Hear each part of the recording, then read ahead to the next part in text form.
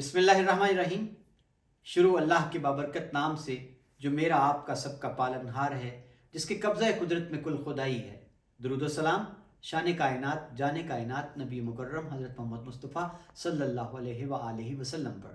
आमिर उस्मान आदिल अपने YouTube channel और official Facebook page पर पाकिस्तान और दुनिया भर में बसने वाले अपने प्यारे पाकिस्तानियों को सलाम अर्ज़ करता है।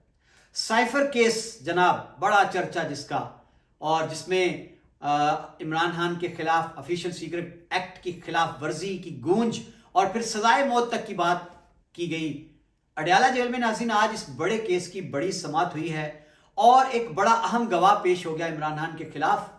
कभी इमरान खान का दस्ते रास्त हुआ करता था और नाज़रीन इमरान खान ने अपनी आंखों के सामने जब अपने इतने करीबी साथी को बदलते देखा तो इमरान खान कहने पर मजबूर क्यों हो गए कि मंगवाया जाए कुरान पाक और इससे इसका हल्फ लिया जाए, और फिर चूम कर हल्फ दे दिया कुरान पाक को इस अहम गवाह ने।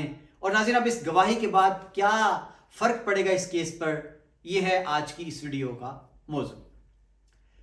जी नाज़रीन, आपको याद होगा कि इमरान खान की हुकूमत जब ख़त्म की गई उसके बाद जब वो अवाम में गए, उन्होंने एक ख़त लहराया था और फिर उन्होंने पाकिस्तानी अवाम को बताया कि ये एक ख़त था जो अमेरिका से आया था। पाकिस्तानी सफ़ीर असद मजीद जो थे, उन्होंने ये मुरासला लिखा था जिसमें बताया कि उनको अमेरिकन जो है एक अहलकार उसने धमकाया और उसने ये ख़त जो है जो गुफ्तगू हुई है कि अगर आपने इमरान खान की हुकूमत को चलता ना किया तो फिर आपको कॉन्सिक्वेंसेस विल बी देयर, कि जनाब आपको इसका अंजाम भुगतना होगा, आपको नताइज भुगतना होंगे।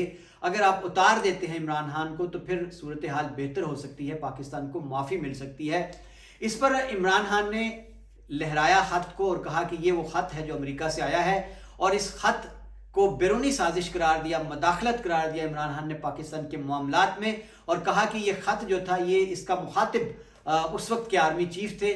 तो जनाब इस पर फिर बड़ा पाकिस्तान में चर्चा हुआ, लेदे हुई, फिर सलामती कौंसिल के इजलास में इस ख़त को पेश किया गया और फिर फैसला किया गया मुत्तफ़िका तौर पर कि डिमार्श किया जाए, यानी इस बात की मज़म्मत की जाए जो लबो लहजा इख्तियार किया गया था। सफारती अमूमन आदाब का ख्याल रखा जाता है।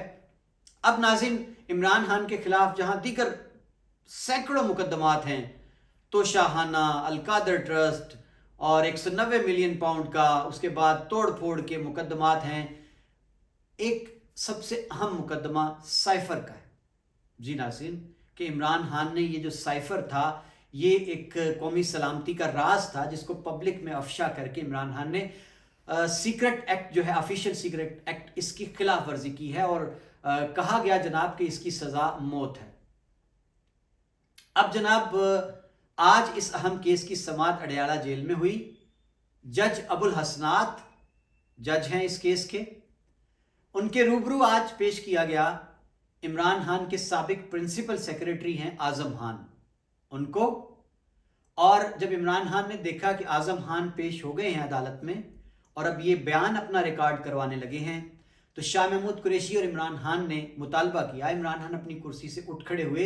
ये उन रिपोर्टर्स ने अखबार बताया है जिनको आज इजाज़त मिली थी इस अहम केस में जेल में जाने की। तो इमरान खान कुर्सी से खड़े हो गए, जज साहब से मुखातिब हुए और कहा कि जनाब इनका बयान लेने से पहले कुरान पाक मंगवाया जाए और ये कुरान पाक पर हल्फ देकर अपना बयान रिकॉर्ड करवाए। इमरान खान के वकला ने एक तहरीरी दरखास्त देना चाहिए जिस पर जज अबुल हसनात बहुत नाराज़ हुए और उन्होंने कहा कि हम सब मुसलमान हैं, कुरान पाक की तालीमात पर, कुरान पाक पर हम ईमान रखते हैं, तो आपको दरखास्त देने की ज़रूरत नहीं है।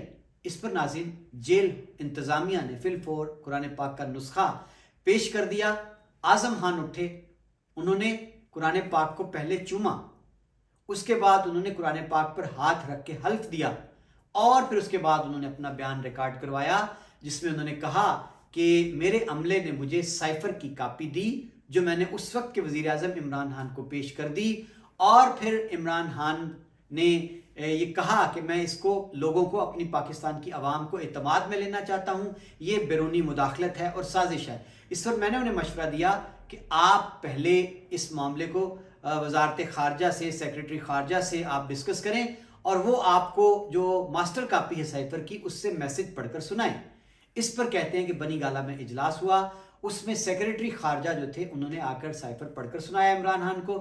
پھر طے ہوا کہ اس معاملے کو کابینہ میں لے جایا جائے. کابینہ میں جب یہ معاملہ لے جایا گیا تو پھر طے یہ ہوا ناظرین کہ اس معاملے کو سلامتی کونسل میں لے جایا جائے. یہ سارا بیان اعظم خان نے ریکارڈ کروایا اور اس کے بعد اعظم خان کہتے ہیں کہ سلامتی کونسل کے اجلاس میں فیصلہ کیا گیا کہ ڈیمارش کیا جائے اور امریکی سفیر کو. اور اس کے بعد جناب پھر اعظم خان کہتے ہیں کہ جب میں نے عمران خان سے کاپی مانگی ان کا یہ جواب تھا کہ کاپی تو کہیں گم ہو گئی ہے. اور اعظم خان نے یہ بیان عدالت میں ریکارڈ کروایا ہے کہ روایت یہ ہے کہ کاپی واپس وزارت خارجہ کو بھجوائی جاتی ہے، لیکن جب میں نے چارج چھوڑا بطور عمران خان کے پرنسپل سیکریٹری کا اس وقت تک کاپی وزارت خارجہ کو واپس نہیں بھجوائی گئی تھی. ناظرین یہ وہ سارا بیان ہے جو اعظم خان نے ریکارڈ کروایا ہے. اس موقع پر عمران خان کی اہلیہ بشرا بی بی نے بآواز بلند یہ کہا جب وہ حلف دے رہے تھے کہ کچھ لوگ قرآن پاک پر ہاتھ رکھ کر بھی جھوٹ بولتے ہیں. ناظرین عمران خان نے اس پر کہا کہ میں اپنا معاملہ اللہ پر چھوڑتا ہوں. اب ایک بات بڑی واضح اور سیدھی سی ہے ناظرین کہ یہ ایک بہت بڑی نازک ذمہ داری ہوتی ہے کہ انسان جب کسی موقع پر کوئی قسم کھائے، گواہی دے، حلف اٹھائے تو وہ قرآن پاک کو گواہ بنائے. اور جب قرآن پر ہاتھ رکھ دیتا ہے انسان تو پھر بڑا ہی یہ نازک معاملہ ہو جاتا ہے. اب یہاں بات تو سیدھی سی ہے کہ اگر اعظم خان نے دروغ گوئی سے کام لیا ہے تو ان کو اللہ سے ڈرنا چاہیے تھا، ان کو قرآن پاک پر ہاتھ نہیں رکھنا چاہیے تھا، وہ حلف سے انکار کر دیتے. لیکن اب دلوں کے حال تو اللہ ہی جانتا ہے کہ اعظم خان کے دل میں کیا ہے، انہوں نے یہ گواہی کیوں دی ہے، کیسے دی ہے. بہرحال عمران خان کا یہ کہنا کہ میں معاملہ اللہ پر چھوڑتا ہوں اور شاہ محمود قریشی کا بھی حلف کا تقاضا کرنا اس بات کی گواہی ہے یا اس بات کی دلیل ہے کہ عمران خان اور شاہ محمود قریشی سمجھتے ہیں کہ اعظم خان سچ بیانی نہیں کر رہے، اعظم خان جھوٹ بول رہے ہیں.